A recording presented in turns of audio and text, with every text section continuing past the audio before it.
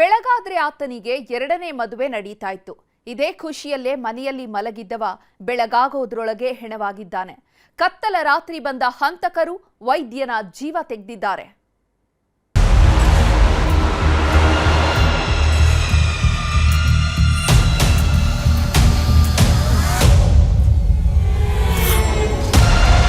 ಬೆಳಗಾದ್ರೆ ಮದ್ವೆ ಸಂಭ್ರಮ ಮನೆ ಮಾಡಬೇಕಿತ್ತು. ಒಂಟಿಯಾಗಿದ್ದ ಜೀವ ಜಂಟಿಯಾಗೋ ಕಾಲ ಸನಿಹವಾಗ್ತಿತ್ತು. 51ನೇ ವಯಸ್ಸಲ್ಲಿ ಕೈ ಹಿಡಿದು ಸಪ್ತಪದಿ ತುಳಿಯೋದಕ್ಕೆ ರೆಡಿಯಾಗಿದ್ರು. ಆದರೆ ಅಷ್ಟೊತ್ತಿಗಾಗಲೇ ನಡೆಯಬಾರದ್ದು ನಡೆದು ಹೋಗಿದೆ. ಬೆಳಗ್ಗೆ ಮುಹೂರ್ತಕ್ಕೆ ರೆಡಿಯಾಗಿದ್ದಂಥ ವರನನ್ನೇ ಕೊಂದು ಮಲಗಿಸಿದ್ದಾರೆ. ರಾತ್ರಿ ನಿದ್ದೆಗೆ ಜಾರಿದವ ಮಲಗಿದ್ದಲ್ಲೇ ರಕ್ತ ಕಾರ್ಕೊಂಡು ಪ್ರಾಣ ಬಿಟ್ಟಿದ್ದಾನೆ. ಹೀಗಾಗಿ ಗಟ್ಟಿ ಮೇಳದ ಸದ್ದು ಮೊಳಗಬೇಕಾಗಿದ್ದಂಥ ಊರಲ್ಲಿ ಸೂತಕದ ಛಾಯೆ ಆವರಿಸಿದೆ.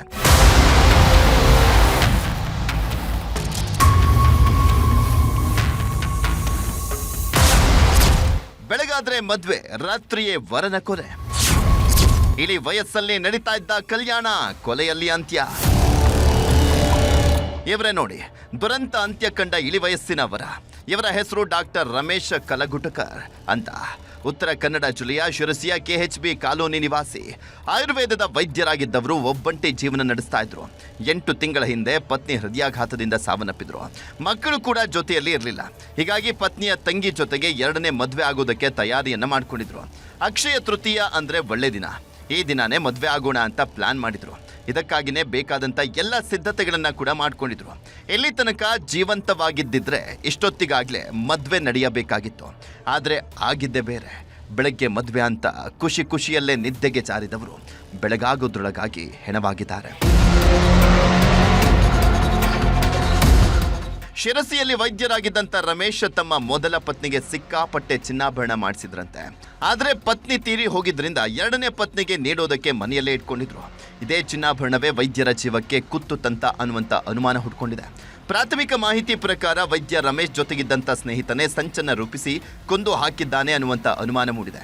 ಬೆಳಗಾದ್ರೆ ಮದುವೆ ಆಗುತ್ತೆ, ಚಿನ್ನಾಭರಣವೆಲ್ಲ ಎರಡನೇ ಪತ್ನಿ ಪಾಲಾಗುತ್ತೆ ಅಂತ ರಾತ್ರಿನೇ ಬಂದು ರಕ್ತದ ಕೋಡಿ ಹರಿಸಿದ್ದಾರೆ ಅಂತ ಹೇಳಲಾಗ್ತಾ ಇದೆ. ಅದರಲ್ಲೂ ಡಾಕ್ಟರ್ ರಮೇಶ್ ಒಬ್ಬರೇ ವಾಸವಾಗಿದ್ರು. ಹೀಗಾಗಿ ಪಕ್ಕಾ ಪ್ಲಾನ್ ಮಾಡಿ ಹೊಡೆದಾಕಿದ್ದಾರೆ ಅನ್ನುವಂಥ ಅನುಮಾನ ಕಾಡ್ತಾ ಇದೆ. ಪ್ರಾಥಮಿಕವಾಗಿ ನಮಗೆ ತಿಳಿದು ಬಂದಿದ್ದು ಏನಂದರೆ, ಅಲ್ಲಿ ಮನೆಯಲ್ಲಿ ಇದ್ದಿದ್ದು ಆಭರಣಗಳು ಕೂಡ ಮಿಸ್ಸಿಂಗ್ ಇರುತ್ತೆ. ಅವರು ಮದುವೆಗಂತ ತೊಗೊಂಬಂದಿರೋದು. ಸೊ ಅದೇ ಸಮಯದಲ್ಲಿ ಅದನ್ನೇ ಪತ್ತೆ ಹಚ್ಚಿ ಹೋಗಿದಲ್ಲಿ ಇವಾಗಲೇ ನಮಗೆ ಆರೋಪಿಯವರು ಪತ್ತೆ ಆಗಿದ್ದಾರೆ. ಸೊ ಪತ್ತೆ ಆಗಿ ನಾವು ತನಿಖೆ ಕೈಗೊಳ್ತಾ ಇದ್ದೀವಿ.